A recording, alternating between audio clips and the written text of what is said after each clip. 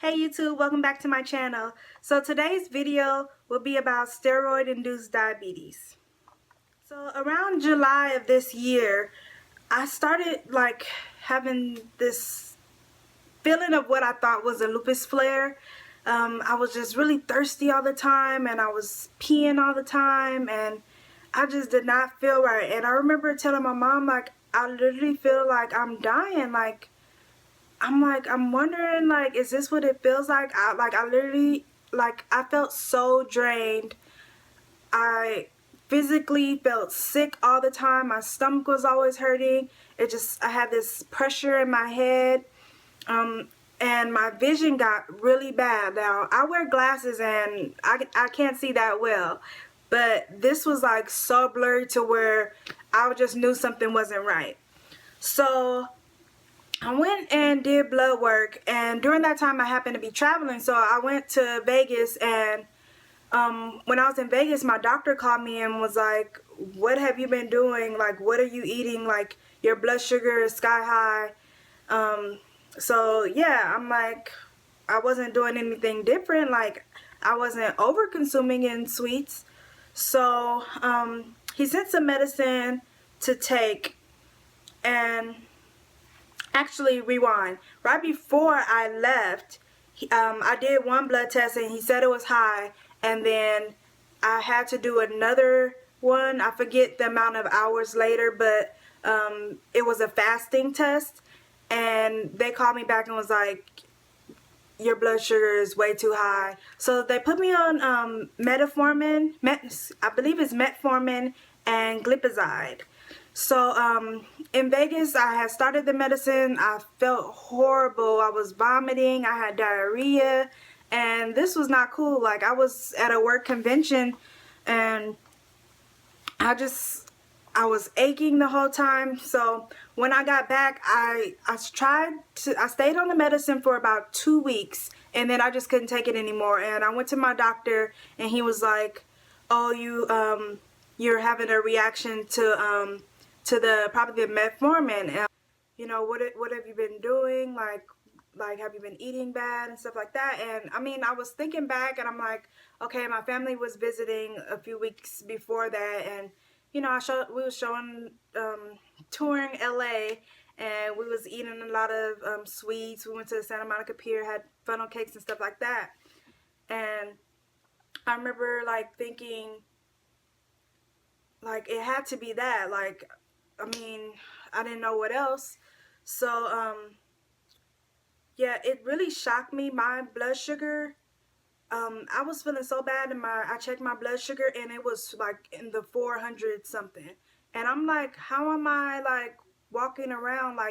Isn't this diabetic coma stage or something? So I just kept drinking water. I researched that water can help, lower it, and I was taking my medicine, and I was just really depressed. I would just kept thinking, I'm 25 years old. How do I have full blown diabetes? My doctor had mentioned that to be careful, especially being an African American woman, with the diabetes rates and everything. But for it to go from a warning to all the way, diabetes, that really freaked me out. And during that time, I was just having a lot of issues with food. I didn't know what to eat. It's I can't have this, I can't have that, and it was so much pressure on me, and I was just feeling it was sort of like a form of an eating disorder, to where you thinking about everything you're eating, and then some days you're just forget it, and I'm gonna die one day, and I might as well just eat what I want. So I was on the glipizide for a while. My grandmother had just started a program to reverse her diabetes.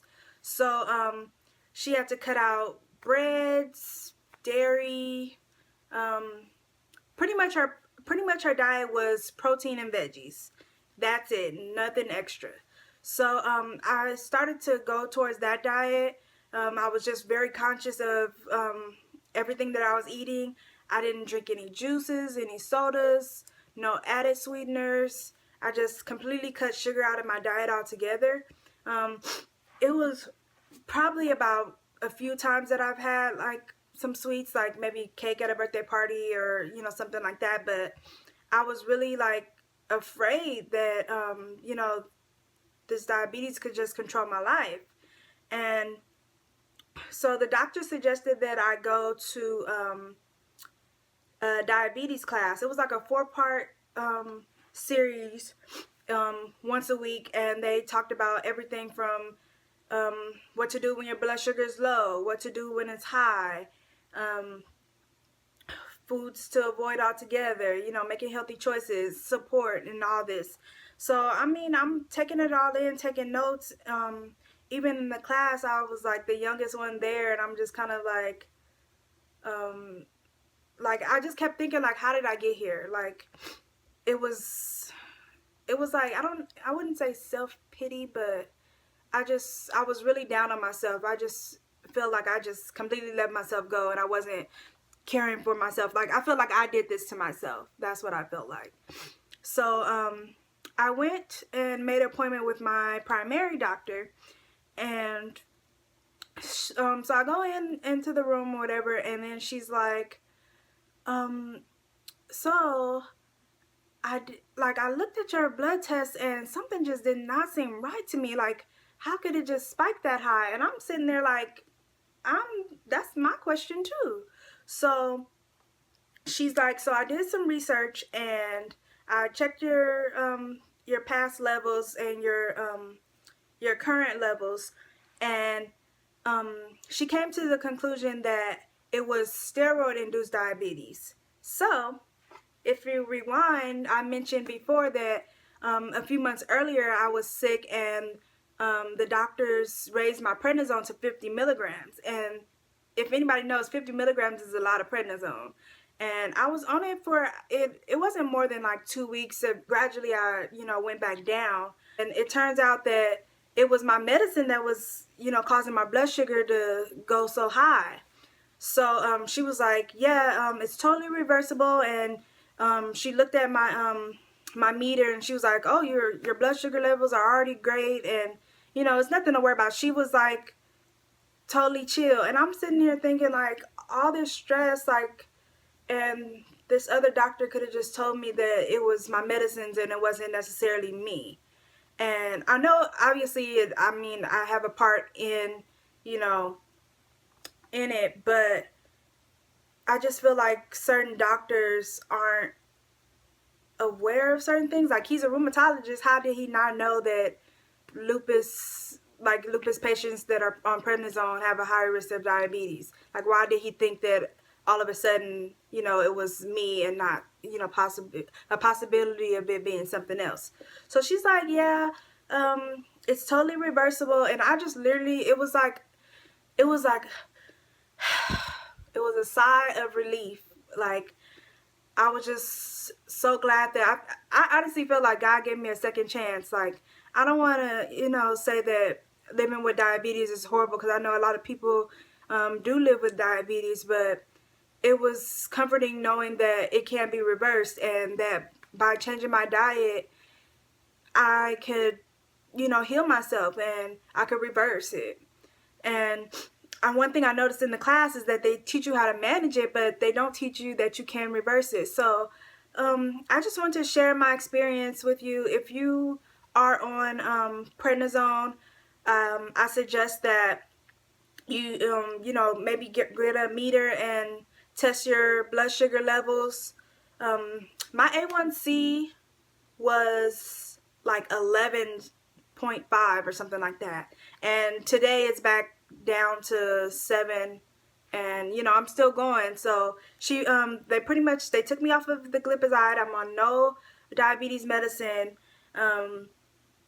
So it can be reversed. Like, you just have to stick to it. Just be very cautious when on prednisone. That doesn't mean like you can just eat whatever you want. You still have to, you know, have a good balance in your life. And I just want to share my story with maybe somebody else that might have been in the same situation, or you might think that this is your situation. So yeah, I would ask doctors, research, Google. Google is like my best friend, because they explain a lot of different things. I pretty much kind of knew that it was something deeper than me just overeating sweets. So this was me a few months ago, and you know, this is me now. So, I mean, it was pretty scary, like, you know, having to prick yourself every day. Your fingers kind of hurt after, and it was just a feeling of it, like it takes a big chunk out of your life. So a few tips: if your blood sugar is low, I suggest that you drink some juice or something sweet immediately. Maybe you have a piece of candy. I know they also have like those glucose tablets and things like that. If your blood sugar is high, water. Water, water, water. You want to drink as much water as you can. If you're on prednisone, monitor your blood sugar. Have the doctor monitor your blood sugar. I've been on prednisone for 10 years now, and it has never affected my blood sugar at all until now. And like my doctor was explaining to me that it can happen over a long period of time, or somebody can go into the hospital today, they give them prednisone, they're in the hospital, and then the next day they're diabetic. So that was like crazy to me. Even my boyfriend's nephew, he was a little boy, and they gave him steroids for his asthma, and then next thing you know, they're like, oh, his blood sugar is high. So, I mean, it's pretty scary. Like, you know, you can go into diabetic comas, and, you know, your life can completely change. So I would just be aware of it, and I hope you guys enjoyed my story. If any video suggestions you might have or questions, let me know down there in the comments. Don't forget to like this video and subscribe to my channel for more stories relating to chronic illness, lupus, health, lifestyle, beauty, all of that. So remember to take care of yourself. Peace, blessings, and healings. Bye.